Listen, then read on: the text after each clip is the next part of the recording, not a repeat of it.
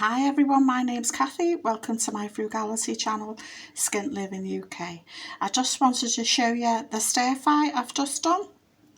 A type of foo young, and I used reduced cut price mushrooms, reduced cut price bacon, reduced cut price veggies, a handful of bean sprouts, and a couple of eggs mixed with milk to make it into a foo young.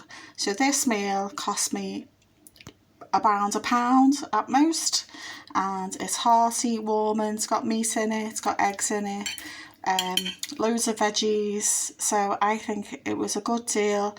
And still got loads left there in the veggies and the bean sprouts and the bacon there and eggs that I bought, some of which I bought the other day in Aldi.